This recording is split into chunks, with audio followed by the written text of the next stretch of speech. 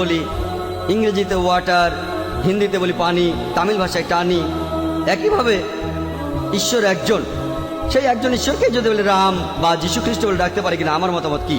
আমার লেকচার আমি আগেও বলেছি, পবিত্র কোরআনে সূরা ইসরার 110 নম্বর আয়াতে উল্লেখ করা হয়েছে, ওলিদুল্লাহ আবিদুর রহমান আয়ামা তাদু ফালাউল আসমাউল হুসনা।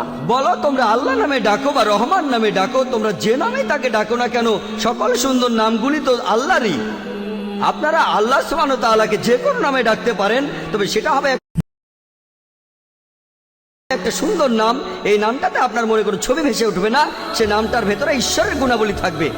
এছাড়াও পবিত্র কোরআনে সূরা তাহার 8 নম্বর আয়াতে উল্লেখ আছে, সূরা আরাফের 180 নম্বর আয়াতে উল্লেখ আছে, এবং সূরা হাশরের 24 নম্বর আয়াতে উল্লেখ করা আছে, বলা হয়েছে সবচেয়ে সুন্দর নাম সেগুলো তো আল্লাহ। আপনি যে কোনো নামে ডাকতে পারেন, তবে সেই নামে মনে কোনো ছবি ভেসে উঠবে না। আপনি তখন বললেন যে পানি, পানিকে বিভিন্ন জায়গায় বিভিন্ন নামে ডাকা হয়, আমিও সেটা জানি। ইংরেজিতে বলা হয় ওয়াটার, আর হিন্দিতে পানি, তামিল ভাষায় টানি, আরবিতে বলা হয় মাই, সূরা আম্বিয়ার 30 নম্বর আয়াতে উল্লেখ করা আছে। সংস্কৃত ভাষায় পানিকে বলা হচ্ছে আবা, ভগবদ্গীতার 7 নম্বর অধ্যায় 4 অনুচ্ছেদে আছে। শুদ্ধ হিন্দিতে বলা হয় জল, গুজরাটি ভাষায় জল বা পানি, মারাঠি ভাষায় পানি। আর তারপরে দেখবেন কর্ণাটকে পানিকে বলা হয় নীর, তেলেগু ভাষায় নির্ক, মালায়ালাম ভাষায় ওয়েল্লাম, বিভিন্ন ভাষায় বিভিন্ন নাম দেখা যেতে পারে। আমি মাত্র 10টা উদাহরণ দিলাম। পবিত্র কোরআনে 99টা নাম বলা হয়েছে আল্লাহ সুবহানাহু ওয়া তাআলার। তবে পানিকে আপনি অন্য ভাষায় অন্য নামে ডাকতে পারেন, কিন্তু সেটার অর্থও হবে পানি, যে কোনো ভাষায়, তবে অর্থটা হবে পানি, এটার অর্থ অন্য কিছু হবে না। যেমন ধরুন, একজন লোক আমার কাছে এসে বলল যে আমার এক বন্ধু আমাকে বুদ্ধি দিয়েছে যে প্রত্যেকদিন সকালবেলায় আমি 1 গ্লাস ভর্তি জল খাবো। আমি জানি যে জল মানে পানি, তাই তার কথাটা বুঝতে পারবো। তারপরে সে বলতে লাগলো, আমি যখন পানি খেলাম তখন আমার বমি আসতে লাগলো, আমার রীতিমতো বমি আসতে লাগলো। আমি বললাম বমি আসতে লাগলো কেন? সে আমাকে বলল জলে খুব বাজে গন্ধ আর রংটা হলদে টাইপ। পরে আমি বুঝতে পারলাম সে যেটার কথা বলছে সেটা পানি নয়, সেটা প্রস্রাব। কেউ একজন তাকে বলেছে সেখানে 1 গ্লাস প্রস্রাব রেখেছে, কিন্তু সেটার নাম দিয়েছে জল। তাহলে আপনি পানিকে বলতে পারেন পানি, টানি, ওয়াটার, আবা, পাড়ি, সমস্যা নেই, তবে অর্থটা হবে পানি। পানিকে যে কোনো নামে ডাকতে পারেন, তবে পানি বাদ দিয়ে অন্য কিছু হলে সেটাকে আপনি ওয়াটার বলতে পারবেন না, পানি বলতে পারবেন না, টানি বলতে পারবেন না, আবা বলতে পারবেন না। পানিকে আপনি এসব বলতে পারেন, তবে অন্য কিছুকে বলতে পারবেন না।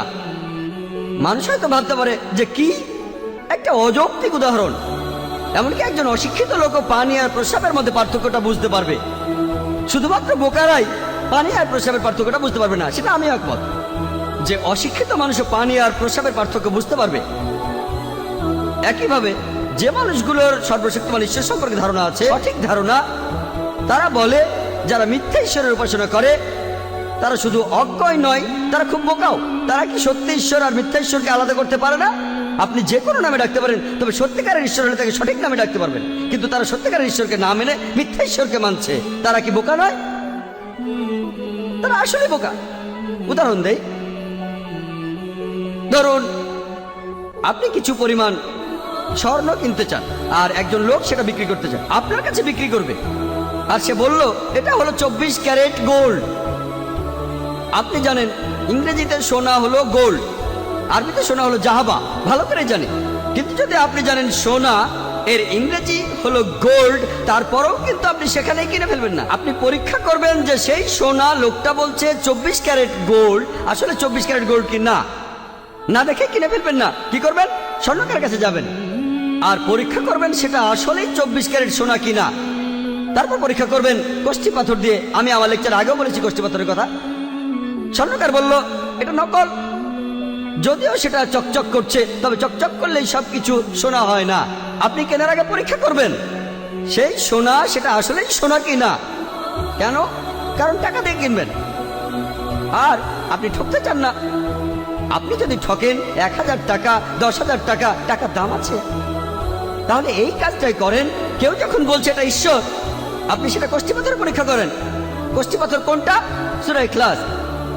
1 নম্বর আয়াত থেকে 4 নম্বর আয়াতে বলছে কুল হু আল্লাহু আহাদ, বলো তিনি আল্লাহ এক অদ্বিতীয়, আল্লাহুস সামাদ, আল্লাহ চিরস্থায়ী ও অবিনশ্বর, লাম ইয়ালিদ ওয়া লাম ইউলাদ, তিনি জন্ম দেননি জন্ম নেননি, ওয়া লাম ইয়াকুল লাহু কুফুয়ান আহাদ, তাহার সমতুল্য কেউ নাই। তাই যদি কেউ বলে